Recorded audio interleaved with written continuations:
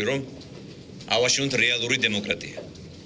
ჩვენ დავიწყეთ რეალური დემოკრატიის დამკვიდრება საქართველოში. ეს არის ყველაზე მნიშვნელოვანი. მნიშვნელობა არ აქვს თუ ვინ გაიმარჯვა დღეს. მე შემიძლია დაგარწმუნოთ, რომ ჩვენმა ქვეყანამ გაიმარჯვა. მე მინდა კიდევ ერთხელ ხაზი გავუსვა, რომ დღევანდელი დღე მეორე ტური წარმატებით ჩატარდა ჩვენი ხელისუფლების პირობებში. და ჩვენ დავადასტუროთ, რომ ეს გზა ავირჩიეთ. მე მინდა ვაცნობო მოსახლეობას, რომ არჩევნებამ 7 ვითარებაში ჩაიარა, ყველა მომრჩეველს მიეცა საკუთარი არჩევანის თავისუფლად გამოხატვის საშუალება.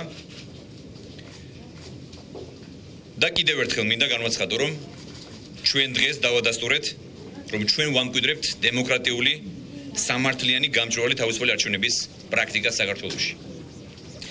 მე მინდა დიდი მადლობა გადაუხადო ყველას, ვინც მიიღო მონაწილეობა არჩევნებში და მოიხადა საკუთარი მოქალაქეობრივი ვალი.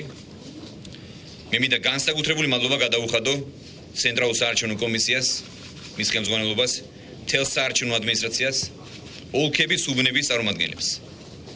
ყველას, ვინც თავდაუზოგავდა იშრომა და მართლაც თავისუფალი და გამჭვირვალე არჩევნები ჩაატარა საქართველოში. ამ ხალხმა 20 საათიან რეჟიმში იმუშავა იმისათვის, რომ არჩევნების მეორე ტური ყოფილიყო ისეთივე დონის, როგორც ეს 15 ივნისს ჰქონდა. და ჩვენ ვართ დარწმუნებული, რომ მეორე ტურსაც ასეთივე შეფასებები მოხვება საერთაშორისო საზოგადოებრივი ორგანიზაციების მხრიდან. რამდენიმე საათში ჩვენ გვექნება არჩევნების წინასწარი შედეგები. მე დარწმუნებული ვარ, რომ ქართული ოცნება გაიმარჯვებს მეორე ტურშიც, მაგრამ კიდევ ერთხელ მინდა ხაზი გავუსვა იმას, რომ ამ გამარჯვებით თვითმმართველობის არჩევნების წარმატებით ჩატარებით ჩვენმა ქვეყანამ გაიმარჯვა. ეს არის ჩვენი ქვეყნისთვის, ჩვენი ქვეყნის შემდგომი განვითარებისთვის აუცილებელი და მეტად მნიშვნელოვანი მოვლენა. ჩვენ ყველაფერი უნდა გავაკეთოთ იმისთვის, რომ საქართველოს ყველა კუთხე განვითარდეს. ფეხზე დადგეს და წელში გაიმართოს. ჩვენ ხვალიდანვე გაორმაგებული ენერგიით უნდა განვაგრძელოთ საუდაროზოგავი შრომა, ავიღოთ ჩვენი წილი პასუხისმგებლობა. და ამ განცდით და ამ შეგნებით ერთად უნდა ვიზრუნოთ ჩვენს ქვეყანას.